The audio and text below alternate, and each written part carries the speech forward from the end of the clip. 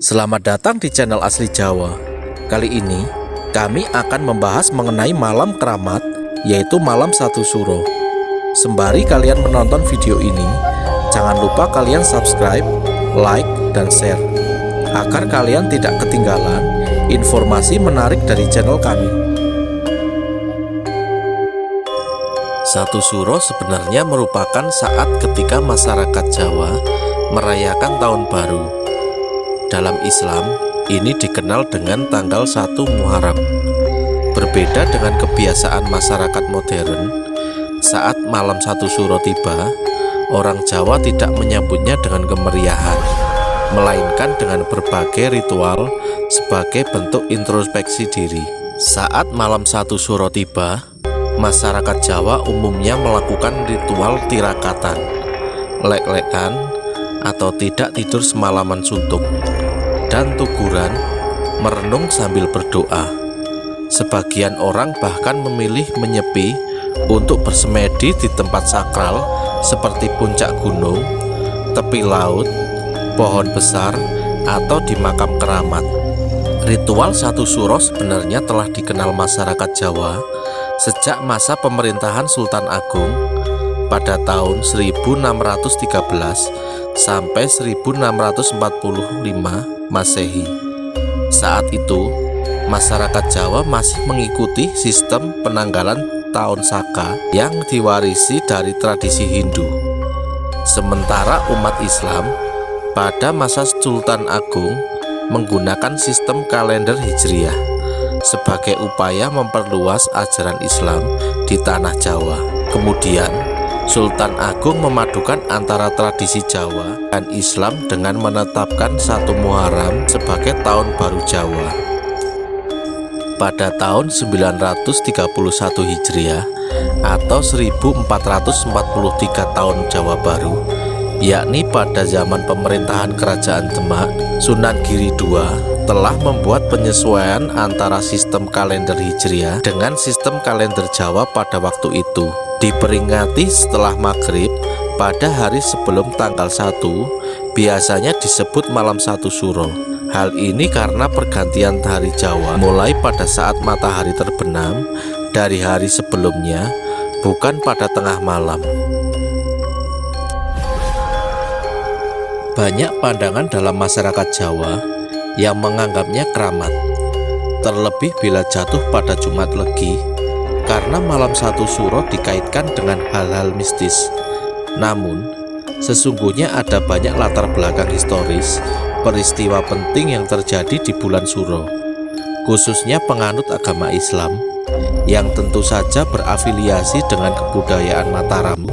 Untuk sebagian masyarakat Jawa, pada malam satu suro dilarang kemana-mana kecuali untuk berdoa atau melakukan ibadah lain.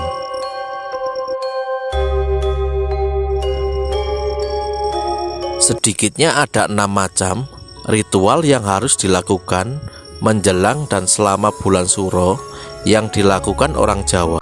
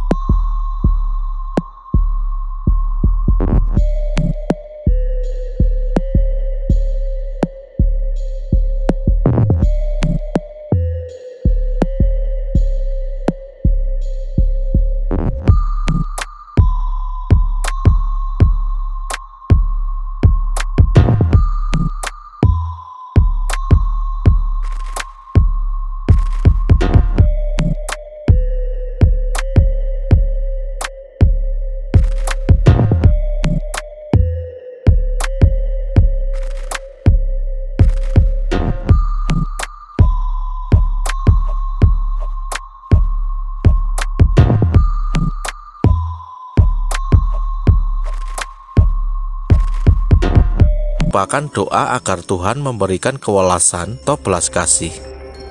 atau 17 kali. 17 dalam bahasa Jawa artinya pitulas, agar supaya Tuhan memberikan pitulungan dan kewelasan. Mandi lebih bagus dilakukan tidak di bawah atap rumah, langsung beratap langit. Maksudnya adalah kita secara langsung menyatukan jiwa raga ke dalam gelombang harmonisasi alam semesta.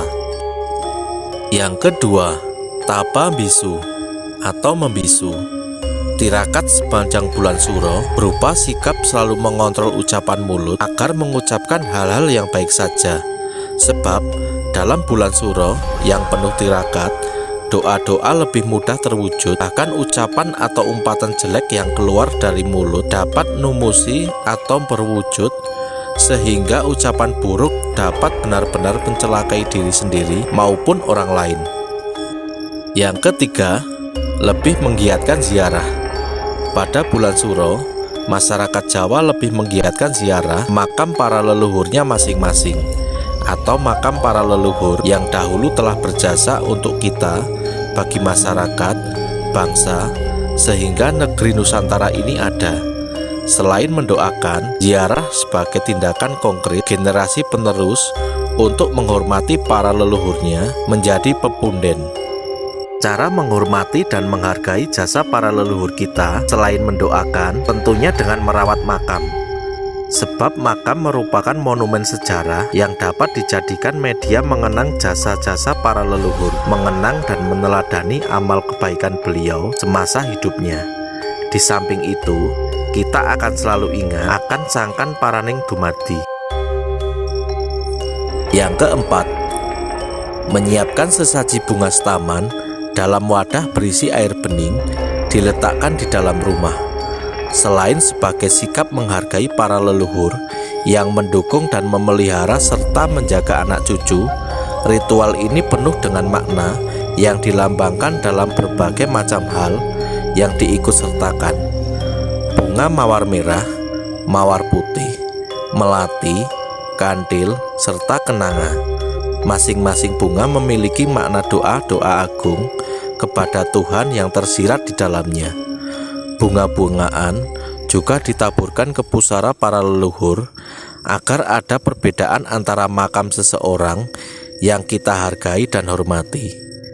Dengan kuburan seekor kucing yang berupa gundukan tanah tak berarti dan tidak pernah ditaburi bunga, serta-merta dilupakan begitu saja oleh pemiliknya. Berikut anak turunnya si kucing. Yang kelima, jamasan pusaka. Tradisi ini dilakukan dalam rangka merawat atau melestarikan warisan dan kenang-kenangan dari para leluhurnya. Pusaka memiliki segudang makna di balik wujud fisik bendanya. Pusaka merupakan buah hasil karya cipta dalam bidang seni dan keterampilan pada leluhur kita di masa silam. Karya seni yang memiliki falsafah hidup yang begitu tinggi. Selain itu, pusaka menjadi situs dan monumen sejarah dan memudahkan kita bersimpati atau berempati oleh kemajuan teknologi dan kearifan lokal para perintis bangsa terdahulu. Dari sikap menghargai, lalu tumbuh menjadi sumber inspirasi dan motivasi bagi generasi penerus bangsa agar berbuat lebih baik dan maju dibanding prestasi yang telah diraih para leluhur kita di masa lalu. Bangsa yang besar adalah bangsa yang menghargai para leluhurnya, para pahlawan, dan para perintisnya, karena mereka semua menjadi sumber inspirasi, motivasi, dan tolak ukur atas apa yang telah diperbuat dan digapai sekarang ini. Dengan demikian, generasi penerus bangsa tidak akan mudah tercabut dari akarnya. Yang terakhir, larung sesaji. Larung sesaji merupakan ritual sedekah alam. Ubo rampe atau ragam bahan ritual disajikan atau dilarung ke laut, gunung, atau ke tempat-tempat tertentu. Tradisi budaya ini yang paling riskan dianggap musyrik. Ini bisa terjadi Bila kita hanya melihat apa yang tampak oleh mata tanpa ada pemahaman makna esensial dari ritual larung sesaji. Namun dalam tradisi Jawa, ada beberapa hal yang bisa dilihat latar belakangnya untuk menjelaskan semua ini. Dalam melaksanakan ritual, hati kita tetap teguh pada keyakinan bahwa Tuhan adalah Maha Tunggal dan tetap mengimani bahwa Tuhan yang Maha Kuasa menjadi satu-satunya penentu kodrat. Yang kedua adalah nilai filosofi bahwa ritual larung sesaji merupakan simbol kesadaran makrokosmos yang bersifat horizontal, yakni penghargaan manusia terhadap alam. Disadari bahwa alam semesta merupakan sumber penghidupan manusia, sehingga untuk melangsungkan kehidupan generasi penerus atau anak turun kita, sudah seharusnya kita menjaga dan melestarikan alam.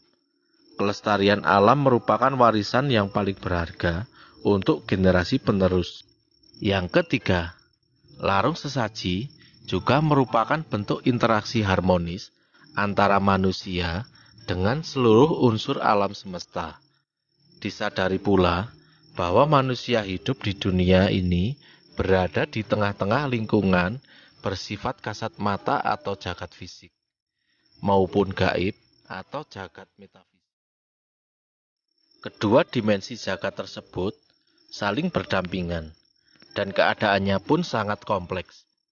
Manusia dan seluruh makhluk ciptaan Tuhan semestinya menjaga keharmonisan dalam bertetangga, sama-sama menjalani kehidupan sebagai ciptaan Tuhan.